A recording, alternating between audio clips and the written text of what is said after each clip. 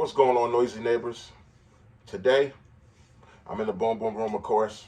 I'm in good health, good spirits. Everything is well. I've been working hard. You know what I mean? Today, I want to talk about something serious. I want to talk about the feeling of having a gun put to your head. I've personally had guns put to my head before. And let me tell you something. It's a feeling of no control at all. And it's a feeling that, wow, it could all be over right now. And it might just be over. You know what I mean? In the hands of someone else. And that's the worst feeling you could ever have. Just the feeling of having a gun drawn on you. Whether it's by police, whether it's by stick-up kids, that feeling of powerlessness is enough to become a person's last draw. Okay? What I want to talk to you guys about today is, what was your last draw? I'm going to talk about my last draw before becoming a responsible firearm owner. And I want to know in the inbox, in the comments below, you guys let me know, what was your last draw? It doesn't always have to be as dramatic as mine. And to some, mine might not even be dramatic. But it's our right to own a firearm. This video, I want you guys to share with everybody to encourage them that they should strongly consider owning a firearm, okay? Every legal, person, they should strongly consider owning a firearm. The feeling of having a gun to your head, well, my first time, having a gun to my head was a serious situation. I believe it was by the police. It was by an undercover police raid. Okay, it was undercover. It was just, guess what? It was just as scary and being caught off guard as if he would have been a criminal, because he's a plainclothes guy walking down the street and you're not expecting nothing of it. You know what I mean? That's why I commend anybody who does undercover work. That's a very risky work for any police officers who work undercover. And that's a very risky thing, man. Because they're risking their lives. People don't know who they are a lot of times. You know what I mean? So that explains a lot of the situations they get into where gunshots, fire is shot at them and they shooting back and stuff like that. But the first time, to try to spare all details, the first time I had a gun to my head was by a undercover police officer, okay? And it was a feeling of powerlessness, okay? I'm talking to you guys from two sides of the spectrum today, and you'll feel those spectrums shift. From sides of the spectrum when I was a young man who didn't have his things together, wasn't always in the right places, wasn't always doing the right things. Then from the side of perspective that once my life was all together and was a legal, abiding citizen, doing all the right things and trying to be in all the right places. But we'll get into it, okay? But let me just tell you, it doesn't always have to be a firearm to your head. The feeling of having a firearm pointed at you in any scenario, it's a very powerless feeling, especially if you don't have a firearm yourself, okay, to defend yourself with. I've been in situations when I was on the flip side of the coin, you know what I mean? Not doing everything the right way. I've been in dark alleys. I'm going to spare some details, or dark alleys with 3 guns to my head, you know what I mean? Life-changing moments. Moments where I thought it was all over, okay? Let me tell you one thing about somebody else having a firearm to you with your life in their hands, the feeling of powerlessness. And you know how you might have conversations like, I'll do this or I'll do that, or what I won't do if somebody has a gun to me, you know what I mean? And I think one of the things that I won't do is let anybody take me with them, like drive away with me and stuff like that, kidnap situation. But I remember used to say, man, I ain't laying. One thing, if I was ever get robbed, I'm not laying down on the ground, you know what I mean? Because then you just basically you're a easy target once you lay down. They get you to lay down on the ground. I'm not laying face down on the ground so they could blow my brains out or whatever. But let me tell you something. When I was in that dark alley and I was told to lay down on that ground with 3 different guns to my head, I laid down on that ground. So It's one thing to talk about stuff. It's another thing when you're in a real situation. I was in that dark alley with no firearm, and you know they had the drop on me. You know what I mean? It was a robbery situation. I was being robbed. You know. Okay. Um, the weird thing about it, the weird thing about life is that whether our good or our bad experiences, we always take something from it that we learn from. I remember in that situation, before the first gentleman pulled his firearm out on me, I remember telling him, "Yeah, I know what it is. It's just I was in a situation where I couldn't do anything. If I had a firearm, he'd have been done because I sniffed it out. I said, yo, come on. All y'all got out the car is just, you know," I said, "I know what's going on." And he just said, basically, "Well, you know what it is then." He pulled out like a 357 revolver, put it to me, you know, put it in my face. Long story short, the other gentleman jumped, you know, got in on it, guns to me and everything. Then one gentleman was encouraged to blow my brains out. He walks up, scarf over his face. I never forget that night. Racks the firearm, puts it up to my head. It was like a nickel-plated firearm. I just remember being like, damn, that's a big ass gun. But regardless of the style of firearm it was, he racked it, put it to my head, you know, being encouraged to blow my brains out. At that moment, I thought it was over. But I was cool as a cucumber. I had been in a stick-up situation before. I was cool as a cucumber. And by being cool, I'm trying to keep these gentlemen cool. The last person I need to be jittery and nervous with a gun to be jittery and nervous is the guy that has a gun in his hand with his finger inside the trigger. Just think about it. You know, criminals don't have proper gun etiquette. And all the things we do, our index control and all that. No, their gun is in that. You know what I mean? Then me being a big guy, they're thinking if I got to squeeze, I'm going to squeeze. They're nervous. I mean, at any moment, my brains could have been blown out. But let's move right along to the fact that I was able to recognize it before it happened. So I want you, that goes to whether it's a bad situation or not, in a bad time in my life or not. These are some of the key things that I'm aware of even to this day. I'm always aware of what's going on around me. You should want to be very aware of what's going on around you. And the thing about it now is I'm aware and prepared. Okay? Don't just be aware, be prepared. And that's what this video is about today. I want you guys to be prepared by having a firearm concealed on your person to be able to do something. There's nothing like somebody being able to tell you to do whatever they want you to do. And you have to oblige. Okay? You're a man, you're a family man. Okay? Be able to protect what you provide for. Be able to protect who you provide for. Be able to protect your family, guys. And girls, if you're a single woman. But be able to protect your family, your children. Be able to protect your home. Okay?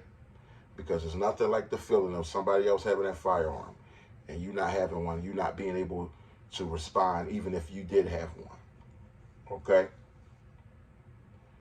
And there's a time to make a move, but if there's no move to be made, there's just no move to be made. Whether you have a firearm on you or not, if they got the drop on you, if you were caught off guard, and it's not smart to try to be a hero and pull out your gun, just rob them, give them the money, pray to go away. Don't try to be a hero and get yourself killed. Or somebody else that's with you, get them killed by you trying to be a hero and failing at doing so, okay? Don't be an idiot. It's about being smart, being aware, okay? It's no joke. What was my last draw? Okay, now I'm going to go into the law-abiding citizen side. And this took me out. I'll never forget this one. It's 2 times that I've outsmarted the bad guys by being aware, okay? Wasn't prepared, but I was aware. And also the fear and not ever wanting to have that feeling again of firearms pointed at me in my face or somebody with the control to end my life if they choose to. You do know that a lot of people rob you. When they're done robbing you, they kill you just for the hell of it. You know that the youngest one in the clique, say it was 2 or 3 guys robbing you, you know the young one, he wants to prove to the older ones that he's a killer, right? You do know that, or you do know that he wants to prove that he belongs, right? So after they rob you, he might just shoot you, okay? He might just shoot you in the leg right off the jump in the beginning of the robbery process. That's why I commend everybody who is a legal gun owner and they thwart a robbery and they shoot the person as he's going to pull his gun out. It's no time to wait, okay? That little voice you hear, that feeling in your spirit, obey it. Jump into action. Save your life and the lives of others, okay? But on 2 times, after being, growing up in the hood and stuff like that, I walked away from a few robbery situations, and I'll spare all other details on how things went from there. But I walked away with a know-how and understanding of how things happen and how fast it could happen. Okay, so I remember one time. I'll tell you the one time, and then I'll get to the next one, which is funny now, but it wasn't funny then. But I pulled it off. One time I remember, I'm from Philadelphia, so I'm just going. It's about maybe 12 midnight. I'm going to the Chinese store to get something simple. I forgot, or go to pick up my food, I believe. And I'm just going in there. There's nobody in the Chinese store. Maybe one other person. And I'm coming to go in the Chinese store. I'm crossing the street to get into the Chinese store. And I noticed some gentlemen, I'm like, that I never seen before in the area. And they just were coming up. So as I enter the Chinese store, one guy comes in, anybody know who got the weed? Yo, who got the weed? Who got this? I'm like, this time of night, there's nobody else around. Why are you coming in acting dumb? Who got this? Who got that? Anybody got this? I'm like, no, I don't know nothing. I'm like, these dudes they're not even familiar or from around here. I don't know. I don't know nothing. I don't know, my man. Mind you, I wasn't in that life at this time. So I was just, I don't know. But my senses are up now. They're trying to rob somebody. They're trying to set somebody up. A lot of times people try to rob you, they might want to ask, yo, you got change for a $5? Get you to stop and go in your pocketbook or go in your pocket. I don't know, I might. Yo, you got a light? Yo, you don't have nothing. This is to the everyday citizen. Anybody that want to stay, no, I don't have nothing. Shoot it down. No, I ain't got nothing, bro. Sorry, I don't. It's sad, but it's the truth. No, I ain't got no light. I don't care if you smoke mad cigarettes. I don't care if you got a blowtorch in your back pocket. No, I ain't got a light, my man. So they were asking anybody have some drugs or whatever. They left out, right? But I noticed that they seen how I came, and they knew where I walked in from when I crossed the street to come into the store. So I noticed as my antennas are up. So as I'm going to leave, get my food, as I'm going to leave the store, I'm saying, if they still out there, I'm just going to peep out their positioning. So as I'm leaving the store, you don't always got to walk fast. I walk slowly, I said they would know, the same way that I came. As I come out of the Chinese store, and I begin to turn to walk the way I came, but I'm using my eyes. My eyes are scouring outside, the whole intersection area. And I noticed the two gentlemen was on the other side of the street already. They knew the way I came, and they were starting to, as they seen me slowly, but I'm moving slow, right? I seen them starting to move this way also. So they were going to try to cut me off before I got back to the crib, or before I got back wherever I came from. They don't know I came to the crib, but they knew the way I came, so they figured, and I was on foot, so they figured he's got to walk back that way. But as soon as I peeped it, I just did something that just blew. They were across the street, mind you, so we weren't like right next to each other, but they were going to try to angle me off. I did something that just messed them all up. I just literally totally spent, turned the corner, going and walking the other way at a fast pace as if I'm on a mission, Boom, down a little block, boom, up, and then just walking fast. I just lost them like that because they were so stuck. When I just pivot spent, because of my awareness and peeping it out, instead of going that way, I just took one slow step as if I was going to go that way, took suit, and I seen them on the other side, they were walking slow, trying to walk at a pace where they'd be able to cut me off, you know what I mean, in the street, or when I get on the sidewalk on that side. I just pivot spent, like I ain't know nothing, act like I didn't see them or nothing, didn't panic, just pivot spent regular as if I forgot something back in the store. But instead of going to the store, I just turned the corner, boom, boom, was gone. Wasn't running, but just fast tempo. I knew it messed them up, and I seen when I spent it, I seen how stuck they was. They wasn't prepared for that move. They wasn't prepared for that level of awareness. I mind you, if I had a firearm on me, they would have been roasted. They would have got roasted. Okay? I would have did the same thing. I would have spent and tried to pivot move, but they are lucky. Okay? Because let's just spare certain details. Okay, but going on to another situation. This situation is funny now, but it wasn't funny then. This was another situation where I outsmarted them by being aware. Outsmarting a life or death situation. Outsmarted the bad guys. Here I am, just waiting for a bus in South Philly, living in South Philly. Just waiting on a bus so I could go to Center City to go to work. 9 at night. I think my shift started at 10 or 11. I was just trying to go to work my overnight shift. But it's like, mind you, it's 9 at night. I'm in South Philly area I was staying in at the time. I'm just like, you gotta be freaking kidding me. At this time, I'm making like $9.50 an hour. I'm a regular dude. Go rob a bank. I mean, go rob somebody with some money, dude. Go try to rob somebody with some money, okay? Or go rob somebody that's in the game. I'm not saying that, but I'm just saying, dude, I'm an honest citizen, just trying to work, just trying to go to my job, man. Just waiting on the bus stop, and I noticed these two dudes, okay, walking up, acting like they talking to each other. They walk past me, then they stop, like about 20 feet away from me. 20 feet. And they start, yeah, but he, acting like they arguing with each other. No, but he was supposed to keep, yeah, but I'm peeping them with my eyes. I peep them. I lock eyes with one dude, and I'm just keeping my eyes on him. Sometime a bluff could get you out there. I'm just keeping my eyes dead on him, dead in his eyes. While they doing that talk, I'm just looking at him like this. And I got one hand in my pocket. I never forget. So then I'll take like one step out into the street, like I'm looking for the bus, right? But then I pick up my phone, and I begin to act like I'm on the phone. Mind you, I act like, now South Philly is tight blocks. So I'm like, hey, yo, I'm looking at the guy. Never take my eyes off of him. Hey, yo, what you call it, man? Man, come outside, man. And now, mind you, they never said it's a robbery, nothing. But I felt those feelings, those chill bumps. And I felt that inkling, that danger that was present. And my spirit told me, I'm the only one out here. I'm a sitting duck on the bus stop. That's why I never, if you're waiting on the bus, always wait in the middle of the block until you see the bus coming, then go walk and catch on the block. Catch the bus.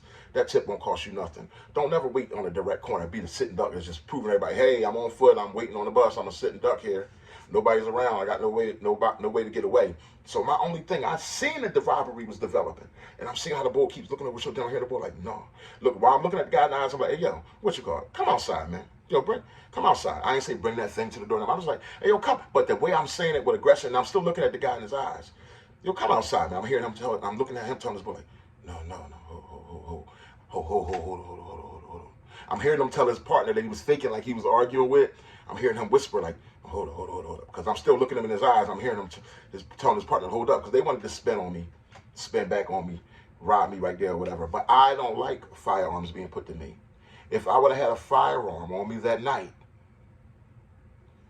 and they would have begun to approach, okay?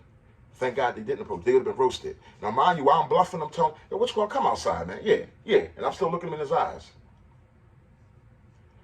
Same time, I'm looking, my bus is like 6 blocks away. It's like way down, but I'm seeing the light from the bus at night.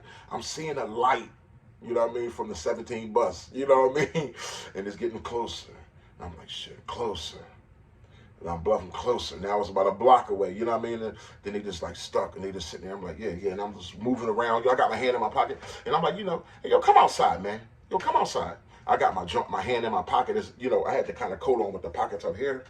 And I got my hand in one pocket. I'm keeping that joint aggressive. Yo, come outside, man. Like, I'm acting like I got a gun on me. I bluffed the hell out of them boys that night. You know what I mean? Before you know it, my bus was pulling up. And the light in the bus and all that attention, everybody watching, they faded off right once the bus was like a half block to me. They finally just faded off or whatever. I got on the bus and that was the night. As a citizen, as a regular law-abiding citizen, that was my final draw. That was my last draw. I remember getting to work that night. YouTube was new. Going on YouTube.